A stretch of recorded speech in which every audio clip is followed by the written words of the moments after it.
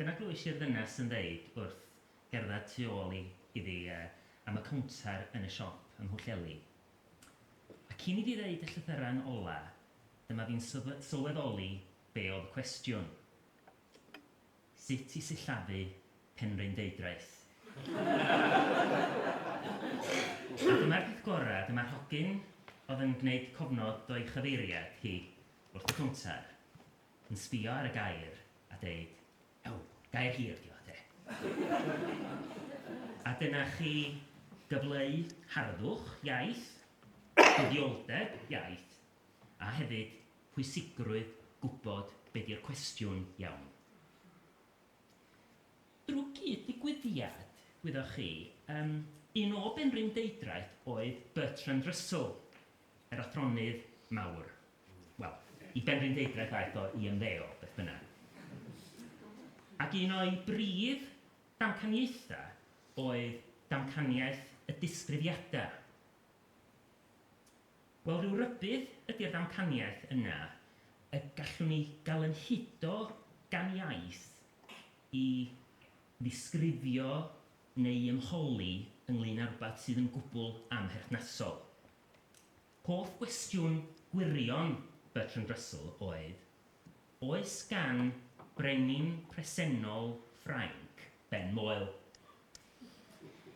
A gwyddoch chi, fedrwch chi ddim atab yn iawn drwy ddeud oes nac oes na drwch. Achos y broblem ydy nad oes na ddim brenin yn Ffrainc ar hyn o bryd, blew neu beidio. Ond mae gofyn y cwestiwn iawn a'r iaith iawn yn bwysig I wleidyddion, enghraifft, neu newyddiadurwyr. Byddwch chi mae'r gwleidyddion yn dydyn isio y cwestiwn sydd yn mynd I adael iddyn nhw atab ar ffeithiau mwyaf ffafriol. Tra bydd newyddiadurwyr weithiau isio'r atab fwyaf cyffroes ac yn gofyn y cwestiwn sydd yn mynd I roi'r ateb honno. A weithiau, be gewch chi, ydy sgwrs a chwestiynau a heb anwiredd, ond heb air o wirionedd perthnasol chwaith. I ni, fel niwrolegydd, y cwestiwn pwysica ydy ble. Lle mae o? Lle mae'r drwg? Achos dwi'n digwydd arbenigo yn yr organ honno sydd ar ffurf mwyaf cymhleth o holl organa y corff. Wedyn I ni, be di'r ymholiad ydy lle, yn yr ymennydd, ymadrodyn y cefn, yn rhyw nerf benodol, lle mae'r drwg. Y cwestiwn mewn ffordd ydy, be ydy'r diagnosis? Dyna'r prif gwestiwn I feddyg. O cwestiwn heno ydy, hwn, ydy dwyieithrwydd yn lles i'r ymennydd? Yn bersonol, blwyddol, chi'n alwedigaeth I ydy bod yn doctor penna mewn cymuned ddwyieithog ynde.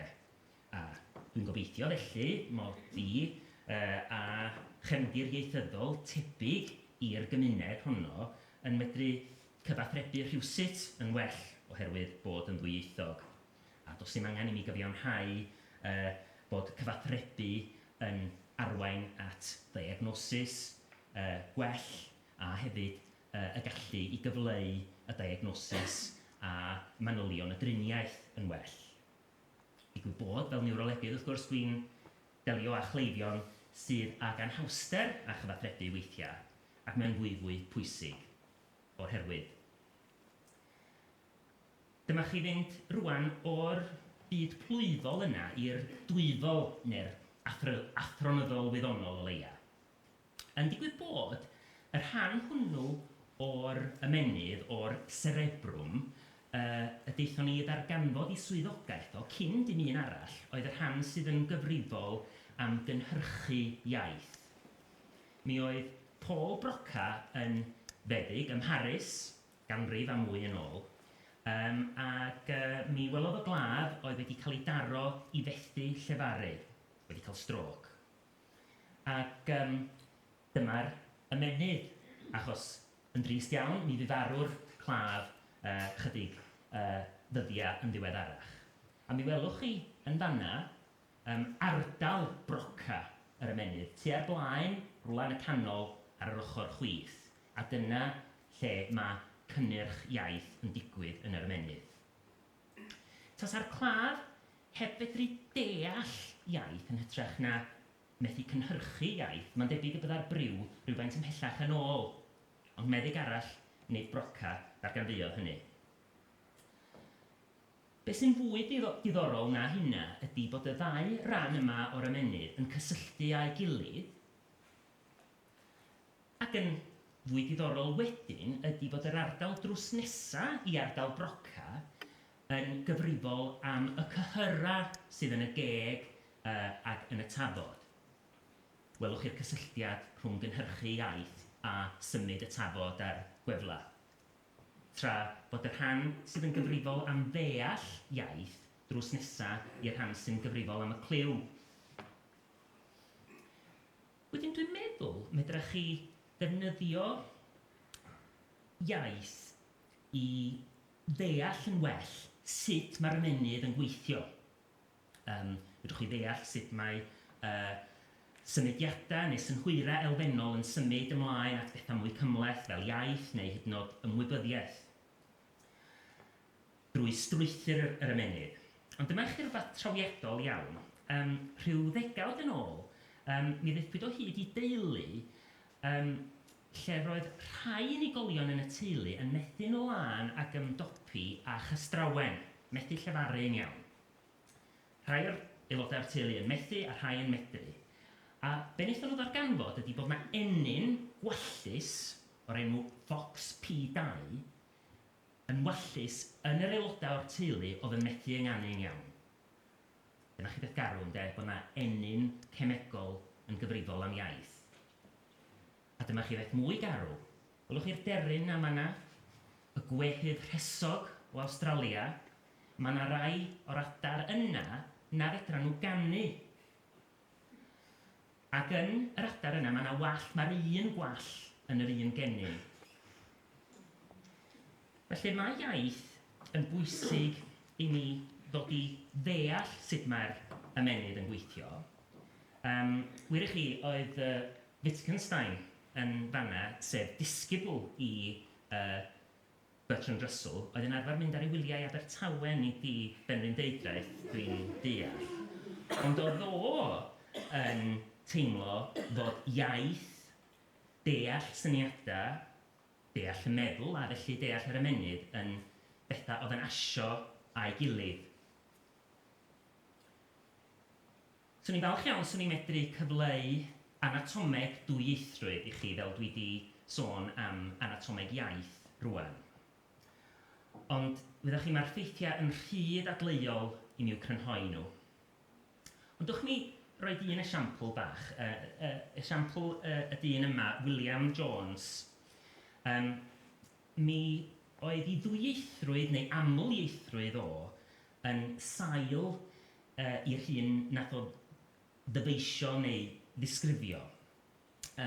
Hogyn a'i dad yn dod o Sir Fôn oedd o, ond wedi fagu yn Llundain ac felly yn medru Saesneg a Chymraeg ac wedi dysgu iaith Groeg a Lladin yn yr ysgol a wedyn wedi mynd i arbenigo yn iaith Persia. Wedi hynny, mi ath o'n gyfreithiwr, fedrwch chi weld o'i olwg o, fedrwch chi weld, dwi ddim yn ffasiynol iawn, ond 2 ganrif yn ôl oedd hyn, pan oedd y Prydeinwyr yn India.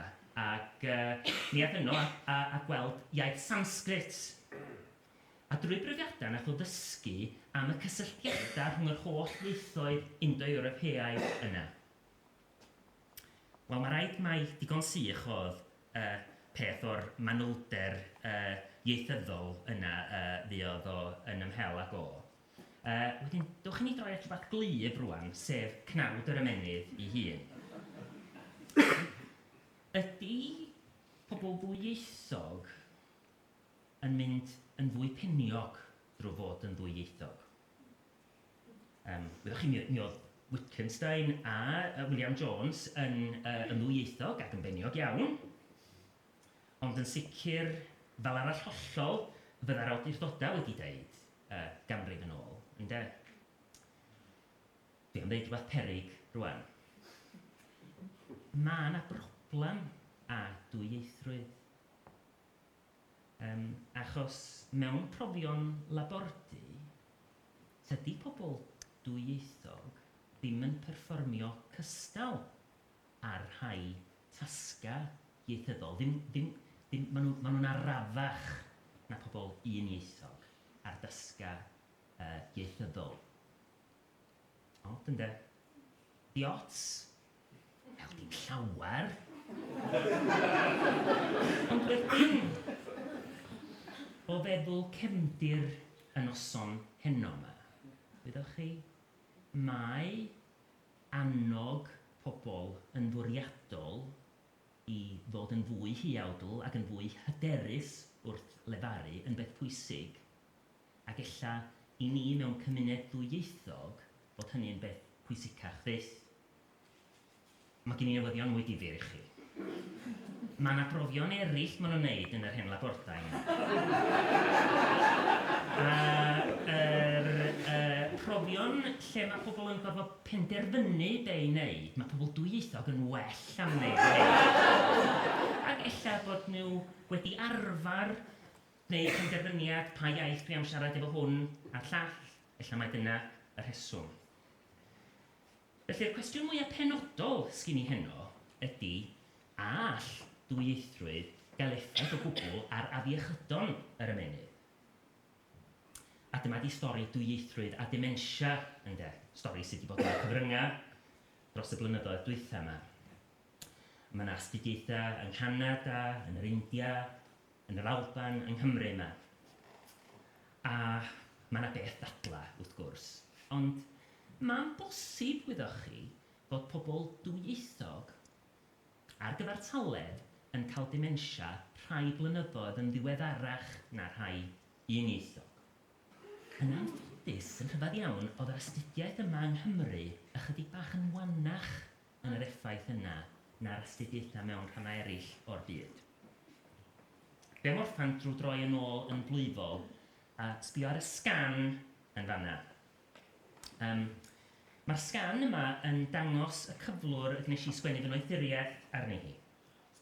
Ac mi welwch chi bod yr llabed arleisiol, yr gornel ar yr chwith yma, yr dde, fel da chi yn sbio arni, mae ddrwg i ni'ch drysu chi, bod ti di crybychu. Ydych chi'n gweld? Ac mae hynna, mae'r ardal yna, drws nesaf mwy na lai ardal Broca, ddim yr un lle, ond lle go debyg. Ond nid strok sydd wedi digwydd yn manna, ond rhyw fath o ddirywiad dros amser, dementia felly. Dim clefyd Alzheimer, dementia Alzheimer, sydd ar y claf yma, ond dementia gwahanol, dementia'r semanteg. A mae'r cleifion yma yn methu dal i gwybodaeth. Maen nhw'n cofio yr hyn sydd wedi digwydd, ond yn methu cofio gwybodaeth am ystyron geiriau ac ati. Fel esiampl, sa chi'n gofyn i rywun a chlefyd Alzheimer be digwyddodd dros y penwythnos, mi fyddan nhw'n deud, dwi'm yn gwybod. Ond ar cleifion yma, os fysa chi'n gofyn iddyn nhw, mae'n debyg y byddan nhw'n deud, be di penwythnos?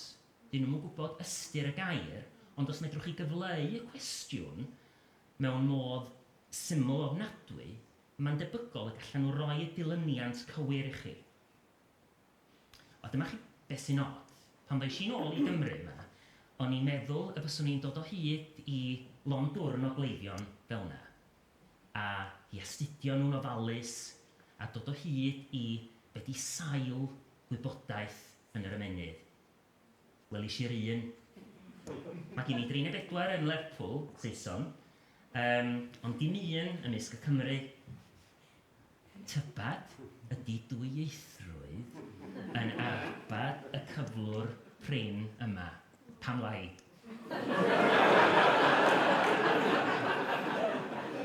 Felly, ydy dwyieithrwydd yn lles i'r ymennydd?